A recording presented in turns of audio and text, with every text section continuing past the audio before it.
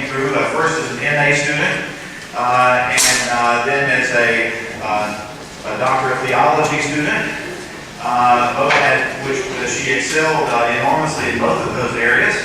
And then she has had quite a time as a scholar, as a historian, as a person interested in spirituality and the spiritual life of our people from a whole variety of different aspects.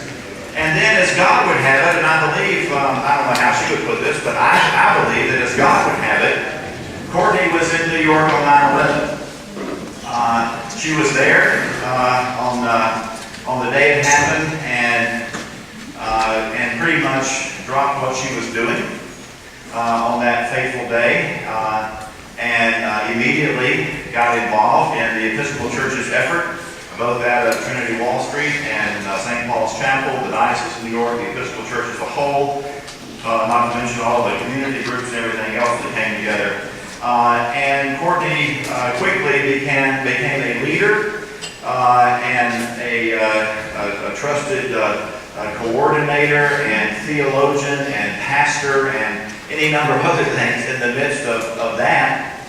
And then it wasn't, but just, and continued to do that for a while. And just when she was beginning to sort of, wipe her hands and say, okay, back to the library, back to the scholar, back to the writing another book, back to the whatever, Katrina hit. And the church turned very quickly to Courtney for her organizational skills, for her theological reflection, for her ability to work the phones and make things happen. I often describe people like Courtney as give them a pencil and a legal pad and they could probably run the federal government. Which we can use right now, Courtney. But anyway, it's really wonderful to have her. She's back home. Her father and mother's right here on the front row, and members of the Cathedral of St. Philip.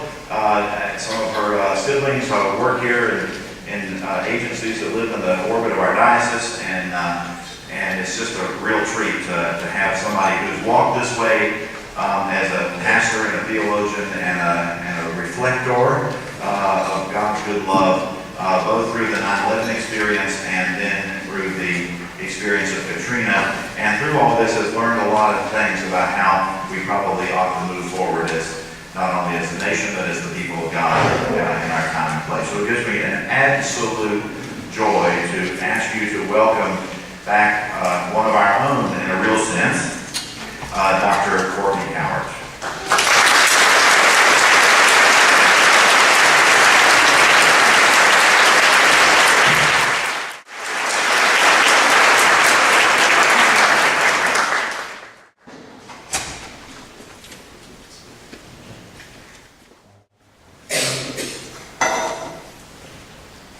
Good morning. I've made the mistake before of turning these on and forgetting to turn them off back in the sacristy and places like that. It can be a little embarrassing.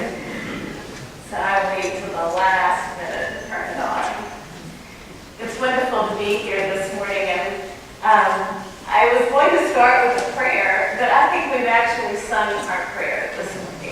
And as I saw the lyrics go up, I turned to Neil and to Debbie and said, boy, the lyrics we're singing this morning could not be more perfect for the talk that I've prepared. And Debbie's going to help me with some images to go along with the words this morning. And Debbie, if you could put up the first image. Thank you.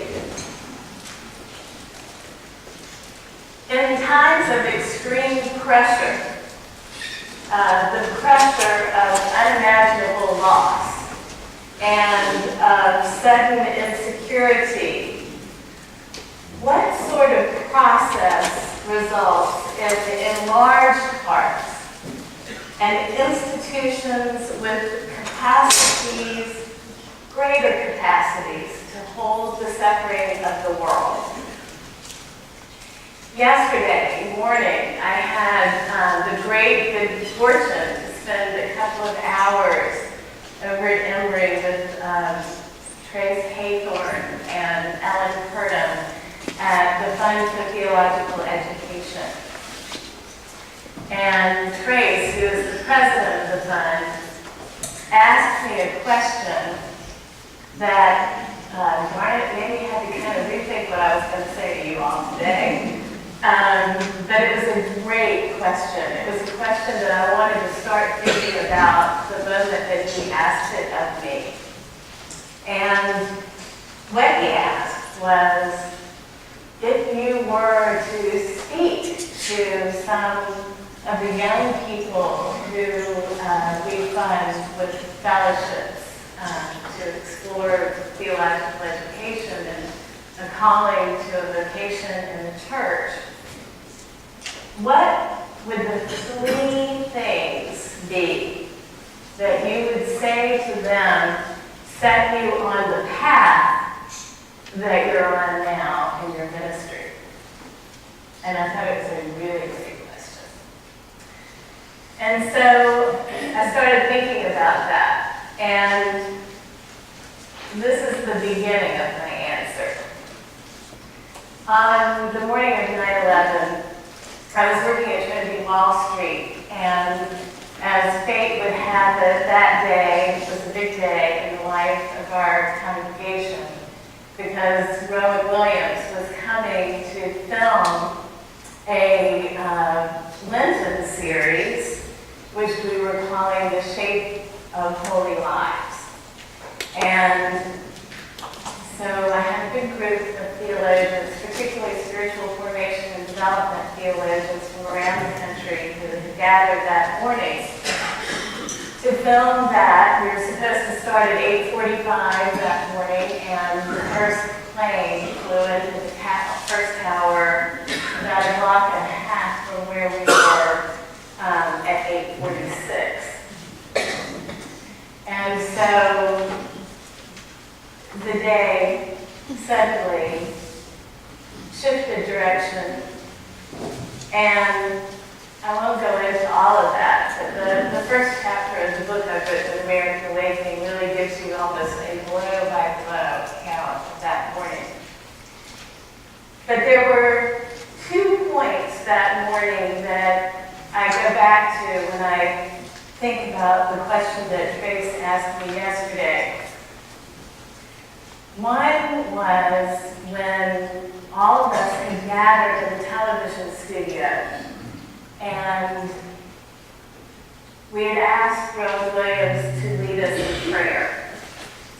And we bowed our heads to pray. And the first thing he said was, "We are free to bring our fear before God." And a few minutes later, the first tower collapsed. It felt like 100 bombs were dropped on us. We didn't really know what that was. But when he prayed that we are free to bring our fear before God, I think that was the first step on the path. And so that's why I was thinking, as I looked at the lyrics we were singing this morning, how perfect. That's, to me, where the path began.